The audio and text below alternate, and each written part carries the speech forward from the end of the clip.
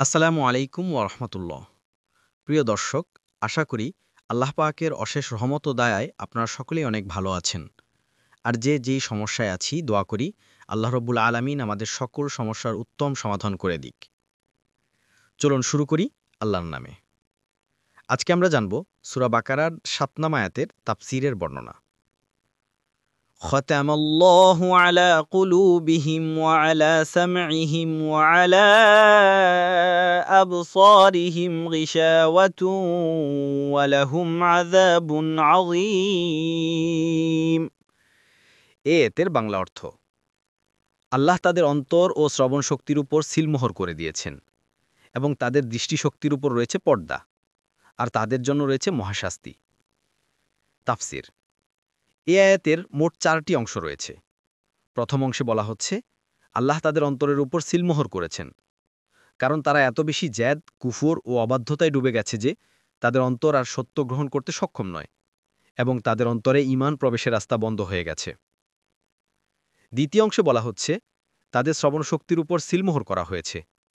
তারা কোরআনের আয়াত শুনলেও তার দ্বারা তারা কোনো উপকার লাভ করতে পারে না, এবং তাদের কানে সত্য পৌঁছালেও তা তাদের অন্তরে পৌঁছায় না। তৃতীয় ও শেষ অংশে বলা হচ্ছে তাদের দৃষ্টিশক্তির উপর রয়েছে পর্দা। তারা আল্লাহর নিদর্শন, সৃষ্টি ও কুদরত দেখে, কিন্তু তা থেকে শিক্ষা গ্রহণ করে না, এবং তাদের চোখসমূহ আল্লাহ হেদায়েতকে দেখতে পায় না। চতুর্থ ও শেষ অংশে বলা হচ্ছে তাদের জন্য রয়েছে মহাশাস্তি। এরা কেবল দুনিয়াতেই বিভ্রান্ত নয়, বরং আখিরাতে তাদের জন্য অপেক্ষা করছে ভয়াবহ শাস্তি, এবং কুফর ও অবাধ্যতার কারণেই তারা চিরস্থায়ী আযাবে পতিত হবে। কোরআনে মাজিদে আল্লাহ তাআলা বলেছেন, এটা কখনোই নয়, বরং তাদের অন্তরের উপর মরিচা লেগে গেছে, যা তারা প্রতিনিয়ত উপার্জন করেছে। সূরা আল মুতাফফিফিনের আয়াত ১৪।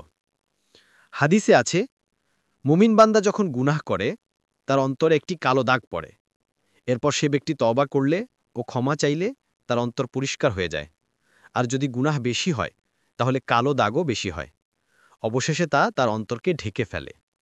তিরমিজি হাদিস নাম্বার ৩৩৩৪, ইবনে মাজাহ হাদিস নাম্বার ৪২৪৪। শেষ কথা হচ্ছে, এই আয়াতে কাফিরদের ভয়াবহ পরিণতির কথা বর্ণনা করা হয়েছে। তাদের অন্তর, কান ও চোখ অকেজো হয়ে গেছে, ফলে তারা আর কখনো হেদায়েতের দিকে ফিরতে পারবে না।